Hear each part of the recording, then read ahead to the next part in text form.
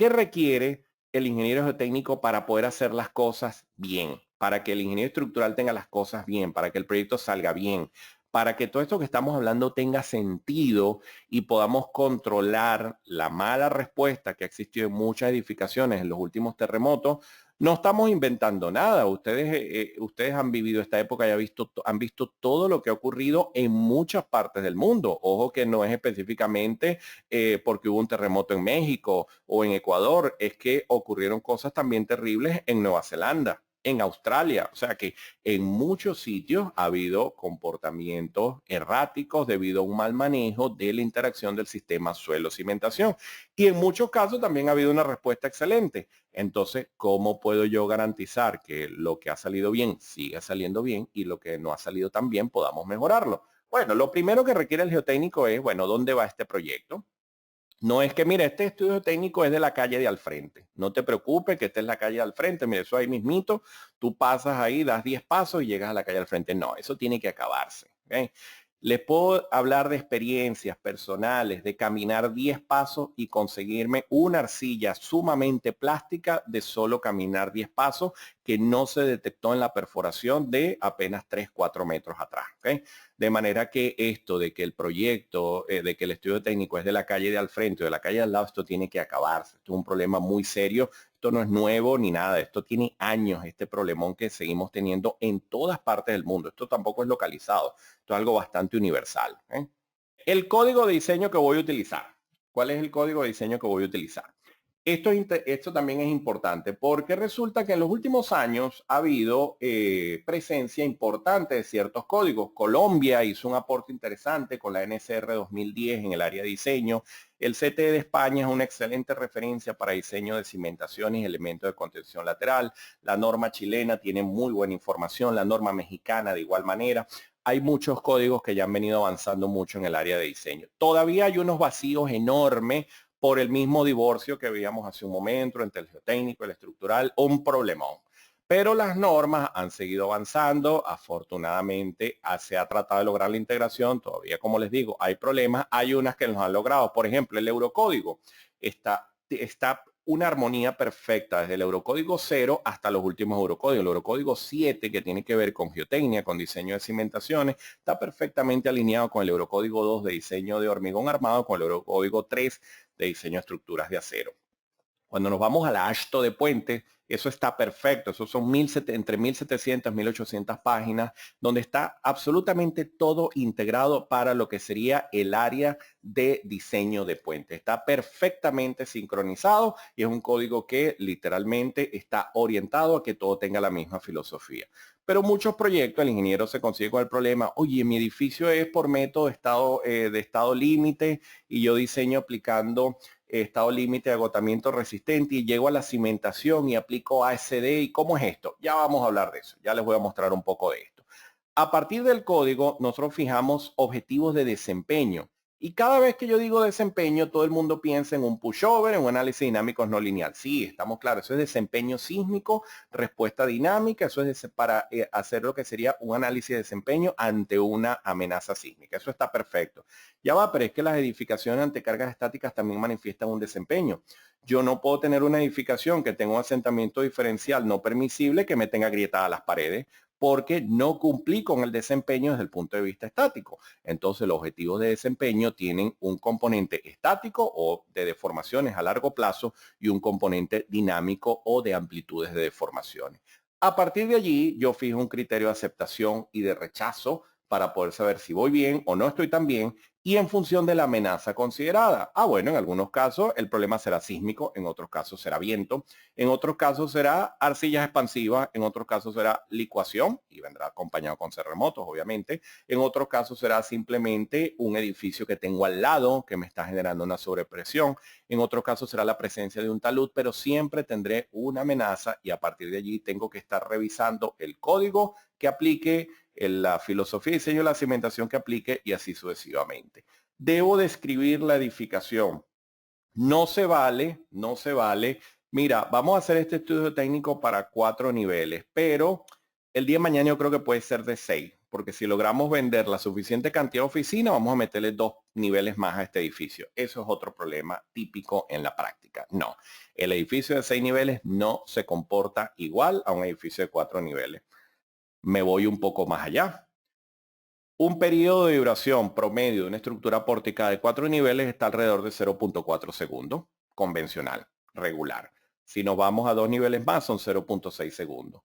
Un suelo con una velocidad de corte en el orden de 400 metros sobre segundo traería una respuesta mayor en el edificio de 4 niveles, pero un suelo más blando, digamos alrededor de 180 metros sobre segundo, sería más nocivo para el edificio de 6 niveles. Entonces, no se vale cambiar el número de niveles simplemente porque vamos a ver qué ocurre con las ventas. No, simplemente tiene que, ojo, yo tengo formación en el área de gerencia de proyectos y tuve la oportunidad, afortunadamente, de estudiar Project Management hace unos años y me encanta la evaluación económica de los proyectos porque a la final esto no es un trabajo como quien dice, de ninguna fundación ni nada de esto. A la final se trabaja por dinero y el que construye lo hace por dinero y el ingeniero, aunque nos gusta lo que hacemos, también lo hacemos porque tenemos una profesión y cobramos por eso y literalmente tampoco es que el dinero vaya de un lado, nadie lo está diciendo así, pero tenemos que entender que el alcance técnico debe venir de la mano con el alcance económico y simplemente hay que explicar bien las cosas, eso es todo. A partir de allí, entonces, yo puedo hasta recomendar un sistema de cimentación. Dice, ¿cómo es esto? Sí, claro, por supuesto. El ingeniero técnico, tú le puedes decir, me gustaría que sean pilotes o me gustaría que sean zapatas. Muchas veces el ingeniero geotécnico requiere de esta información. ¿Ok? Muchas veces tuve la oportunidad de estar, por ejemplo, en Perú el año pasado dictando unas conferencias en una universidad en Chiclayo. No sé si hay alguien de Perú acá en la audiencia. Y recuerdo que era interesante porque aprendí mucho de lo que me explicaban en estas reuniones sobre el tipo de suelo. Independientemente de que tú puedas dominar algún método de diseño, en realidad la gente de la región ya sabe cómo se comporta el tipo de suelo, cómo reacciona. Lo mismo ocurre en el norte de España, que hay un tipo de suelo muy particular donde obviamente la gente que vive ahí te lo transmite y te lo dice y tú lo debes tomar en cuenta. Tuvimos una experiencia interesante también en unos proyectos en las islas del Caribe, en la isla de San Martín, donde hay un tipo de suelo coralino a cierta profundidad que exige un determinado tipo de investigación geotécnica, determinado tipo de cimentación, pero toda esta información me la daban las personas que viven allí, que no necesariamente eran, en muchos casos ni siquiera eran ingenieros, es que simplemente ellos te dicen, mira, aquí se estila tal cosa, se estila utilizar tal procedimiento y esto es excelente porque a partir de allí tú puedes diseñar en función del requerimiento. ¿Okay? Van a haber unas tolerancias, los códigos han hecho un aporte interesante al tema de las tolerancias y hablamos específicamente de los asentamientos diferenciales y ahora les muestro un esquema de esto y por qué lo hacemos así. Porque en realidad, y hay unas experiencias interesantes de proyectos que han sufrido deformaciones totales de hasta 1 metro, pero es total. Entonces, si es total, casi que hacemos una escalera de 1 metro y entramos 1 metro más por debajo. A nivel estructural no hay problema, obviamente a nivel de instalaciones, de tuberías, de cloacas, etcétera, hay un montón de problemas, pero a nivel estructural no hay ningún problema. El problema se traduce con los asentamientos diferenciales y acá hay que fijar ciertas tolerancias. ¿De qué va a depender la tolerancia? Del tipo de edificio, ya lo vamos a ver. No es lo mismo una estructura de acero, una estructura de concreto. Pero dentro de las de concreto no es lo mismo que sea porticada o que tenga muros estructurales. A partir del sistema estructural va a haber una diferencia en el mecanismo de respuesta. Y fíjense esto que está acá. Indicar un periodo aproximado de un estimado de lo que sería el periodo fundamental de duración. Decimos, ¿y para qué? Bueno, se los acabo de explicar. Yo puedo controlar la respuesta dinámica de la edificación a partir del sistema de cimentación. Vamos a mostrárselo, vamos a verlo.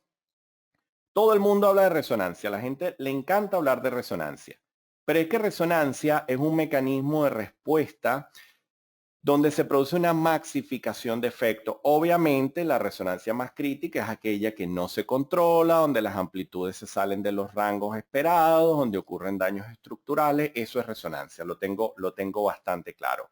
Pero hay mecanismos de resonancia que simplemente se habla de una mayor respuesta que yo puedo controlar con qué. Si yo tengo acá que este es el terreno, esto que vemos en estos diagramas, esto es el terreno y esta es la estructura, Y obviamente yo al señor que va a hacer el edificio de tantos pisos, yo no le puedo decir, mira, ¿por qué no le bajas 2 pisos para no tener problemas de resonancia? ¿O por qué no le subes uno? Eso sería una locura hacer eso. ¿Qué es lo único que yo puedo controlar acá? El diseño de la cimentación. Eso sí lo puedo dominar, eso sí lo puedo controlar. Y de igual forma acá, si este es un centro comercial de 3 niveles, yo no le puedo decir, mira, ¿y por qué no lo hacemos de 2 niveles más para evitar la resonancia? No, no, no, no, no. Es que en realidad esto es imposible. Entonces yo puedo diseñar mi cimentación para garantizar la respuesta esperada.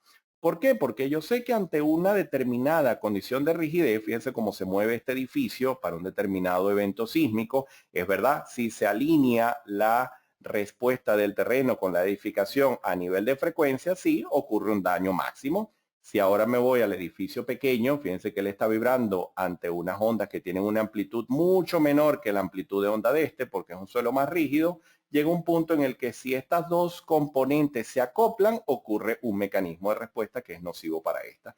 Pero ¿qué pasa si yo cambio la cimentación de este edificio, la de esto, y la adecuo para que no ocurra esto? Bueno, ya automáticamente estoy controlando el diseño y estoy garantizando el mecanismo de respuesta que yo deseo para mi edificación. Por eso es importante que el geotécnico tenga nociones de dinámica, entienda qué ocurre con la respuesta del edificio, qué ocurre con la estructura, qué ocurre con la integración entre la cimentación y el terreno.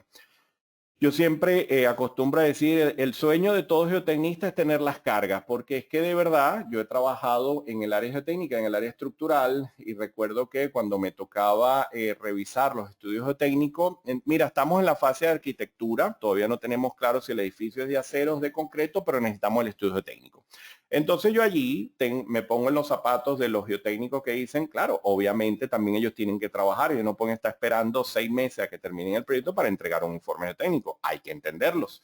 Obviamente lo que sí pienso que debe ocurrir, y esto es algo que yo siempre recomiendo, se pone en el estudio geotécnico. A la fecha del desarrollo de dicho estudio geotécnico no se disponían de las cargas del proyecto. Al completar el alcance del proyecto, suministrar mediante este correo electrónico, mediante tal. Obviamente queremos trabajar menos, todos queremos trabajar menos, vivimos en la era de trabajar menos. ¿Por qué yo poner una nota que me haga trabajar más dentro de 2 o 3 años? Sí, es verdad, yo puedo entender eso, pero es que somos responsables. El problema es que somos responsables. Entonces, si no queremos eso, lamentablemente nos equivocamos de profesión, porque al final somos responsables de una estructura para toda la vida. ¿Okay? Entonces, ¿qué ocurre? Que ese planteamiento de las cargas debe quedar muy claro en el proyecto, porque incluso si estoy trabajando ahora y ahora comenzamos a vincular diseño con código, con objetivo de desempeño y ya nos vamos a lo que es la aplicación. Si yo voy a trabajar con esfuerzos permisibles, estoy trabajando con cargas de servicio. Debes entregarle al geotécnico las cargas de servicio si va a hacer verificaciones por esfuerzos permisibles. Es lo que más se usa en la práctica. Pero si tú quieres hacer análisis de interacción sobre la estructura porque estás diseñando un puente, porque quieres revisar la respuesta del edificio como hemos visto hace un momento, porque quieres analizar otros mecanismos de respuesta con la ecuación, entonces probablemente requieras trabajar con combinaciones en estado último, como le exige la AASHTO, por ejemplo, como le exigen ciertas porciones del Eurocódigo 7 y del Eurocódigo 8, que aborda todo lo que es el concepto sísmico, porque simplemente ahora vas a un aspecto de respuesta dinámica. De igual forma, se puede ver si vale la pena irnos hacia esto de interacción sobre la estructura o no vale la pena y nos quedamos con los módulos, con los métodos rígidos convencionales. Esto se puede evaluar, hay formas de hacerlo, hay ecuaciones dentro del alcance del diplomado, también tenemos otro programa de formación en el área de interacción sobre la estructura, el que ya domina todo lo que es diseño de cimentaciones, geotecnia, ya domina todo esto y quiere ir un poco más allá. También ahí hablamos de eso y les explico cómo cuando tenemos el proyecto, que nos llegó el proyecto el primer día, qué hacer para saber si la interacción sobre la estructura importa o no importa. Y si importase y quiero hacer un análisis de interacción sobre la estructura dinámico, entonces yo tengo que estimar una rigidez dinámica y un amortiguamiento del terreno interactuando con la cimentación. Ojo que esto no es el coeficiente de balasto, son cosas totalmente diferentes. Y entonces yo puedo ver si voy a hacer el diseño sísmico con un espectro de diseño que viene de un código, como hemos dicho acá, o si voy a hacer un análisis de sitio como ocurre en la parte de puente. Por ejemplo, en el diplomado nos enfocamos en diseño de cimentaciones para edificaciones y para puente, o mediante registros tiempo-historia. ¿De qué estoy hablando específicamente acá? Vámonos a revisar otra cosa interesante. Estoy hablando de que yo puedo irme, por ejemplo, a la base de datos del Peer de California, esta que tenemos acá, donde ustedes pueden loguearse. ¿Ok? Si yo voy acá al home, yo puedo ingresar a esta plataforma donde puedo automáticamente, yo acá ya estoy logueado como usuario, ustedes pueden loguearse perfectamente. Voy a cargar los valores de prueba del Peer para hacerlo un poco más rápido por consideraciones de tiempo. Y acá tengo un espectro que es con el que yo deseo trabajar. Pero es que yo deseo conseguir terremotos porque quiero hacer de repente un análisis, como les decía acá, un análisis tiempo-historia o un análisis específico de sitio y necesito unos terremotos de referencia. Teniendo esta información, yo puedo buscar registro sísmico con ciertas características. Para ello requiero geotecnia y requiero pruebas físicas y ensayos geofísicos en algunos casos o por correlación. ¿Okay? Si hay algún geofísico en la audiencia, sí me gusta aclarar siempre que obviamente la solución preferida es la geofísica, pero hay proyectos convencionales donde es muy difícil obtener geofísica y las correlaciones han evolucionado muchísimo en el tiempo para relacionar lo que es los parámetros dinámicos con los ensayos tradicionales de campo. Entonces, supongamos que un mecanismo de falla de muchas zonas de Latinoamérica, la falla transcurrente, por ejemplo, digamos que voy a buscar sismos entre 6 y 7, que estén entre 1 y 50 kilómetros del sitio, que la velocidad de corte esté entre 100 y 300 metros sobre segundo, máximo 10 terremotos con un factor de escala entre 1 y 2. Supongamos que voy a hacer una búsqueda rápida. Fíjense lo rápido que lo estamos haciendo, porque cuando dominamos esto de verdad les digo que podemos hacer análisis de este tipo de forma muy rápida. Acá tengo el espectro original y aquí hemos conseguido un lote de terremotos que puedo utilizar para efectuar mis análisis, donde yo voy a poder analizar las cosas teniendo en cuenta estos comportamientos que veíamos en los edificios. Y vamos a suponer que yo quiero echar un vistazo a uno de estos terremotos. Vamos a suponer, yo lo voy a dar acá a visualizar y vamos a ver cuando hablamos de terremoto a qué nos referimos. Voy a poner acá que lo haga sin escalar para que lo haga más rápido y ya ustedes van a ver ese primer lote de terremotos, véanlos acá, ¿ven? Fíjense, aquí tengo los terremotos en la dirección horizontal, aquí tengo la otra componente horizontal y aquí tengo la componente vertical. Esta misma información la puedo obtener para el resto de los 9 terremotos que conseguimos en este proceso de búsqueda. Y decimos, bueno, ¿y yo qué hago con esto? Bueno, el estructural acostumbra a hacer análisis tiempo-historia con esta información en software como el SAP, como el ETAPS, como el MIDAS, como el CIPE, cualquier software estructural que utilice para tal fin. Pero incluso si alguien está trabajando con sismogeotecnia y respuesta sísmica de sitio, puede irse a una herramienta como el DeepSoil. El DeepSoil es un software que yo recomiendo abiertamente. Vamos a irle mandando los enlaces. Este es el de DeepSoil para que le puedan echar un vistazo. Pueden descargar la versión demo sin problema y lo pueden utilizar completamente. Ha sido una excelente alternativa para lo que es análisis de respuesta sísmica de sitio. Les voy a dar por acá el enlace también de lo que es la base de datos para los terremotos de California, los que no lo han revisado. Se los copio acá también en el panel de preguntas. Allí lo tienen de igual forma. Y con esta información yo puedo entonces irme a DeepSoil. Vamos a abrirlo. Vamos a ver si lo hacemos por acá rápidamente para que sepan a qué nos referimos con evidenciar la respuesta sísmica del sitio. Acá tengo DeepSoil abierto y voy a abrir rápidamente un perfil que ya tenemos acá desarrollado de forma rápida. De un terreno bastante convencional, pero lo que quiero que vean es la versatilidad de utilizar este tipo de información. Acá tengo un suelo que tiene unas ciertas características dinámicas y con estas características dinámicas yo voy a utilizar cualquiera de estos terremotos descargados. Acá he marcado el primero que tengo acá, pero puedo descargar cualquiera de estos que hemos visto actualmente en la base de datos del PIR, la que les mostré hace un momento. Si yo doy acá a siguiente y aplico un método de análisis que explicamos a mayor profundidad en el diplomado y en el curso de interacción sobre la estructura, tiene que ver con respuesta sísmica de sitio.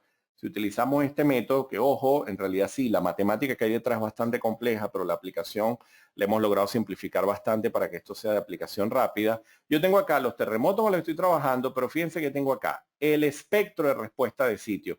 Ya ahora esto no salió de una norma o de un código, sino que ahora he construido un espectro de respuesta para el sitio con un terremoto particular, con una condición geotécnica particular y ahora puedo controlar el diseño de mi cimentación según esta información. Incluso, fíjense qué interesante que puedo hacer hasta una animación de la respuesta del terremoto. Fíjense, fíjense la línea azul moviéndose acá. Esto es una representación de cómo responde a nivel dinámico el terreno. Este tipo de cosas ahora la podemos integrar con nuestro diseño técnico, nuestro diseño estructural y dominar todo esto como un todo para entender cuando yo voy a un código y tomamos una información de un espectro de diseño y decimos, bueno, este es el espectro de diseño, ok, pero ¿por qué el espectro sube o baja? ¿Por qué el factor de reducción de respuesta cuando aumenta baja el espectro? ¿Por qué cuando el suelo es más blando el espectro se mueve hacia la derecha? ¿Por qué cuando es más rígido se mueve hacia la izquierda? ¿Qué es lo que está ocurriendo aquí? Bueno, eso es lo que representa este espectro. Fíjense, la máxima respuesta está acá, en este pico. ¿Qué tenemos acá? Un suelo de aproximadamente 0.8 segundos. ¿Quién sufre acá? Un edificio de 8 niveles. ¿Qué pasa si el proyecto tiene 8 niveles? ¿Lo mandamos a cambiar? No. Podemos diseñar la cimentación para que eso no sea un problema. Eso es lo que llamamos nuevas tendencias, nuevos métodos, nueva filosofía de diseño. Eso es lo que de alguna forma tenemos que seguir profundizando y seguir avanzando. Y la buena noticia es que hay forma de hacerlo de manera práctica, ¿ok? De manera de que esto no sea, bueno, que me voy a poner a estudiar 10 años más. No, es que hay formas de hacerlo de manera muy práctica, dominando la información, teniendo estas referencias que les menciono, teniendo esta información para que lo podamos hacer de forma relativamente sencilla.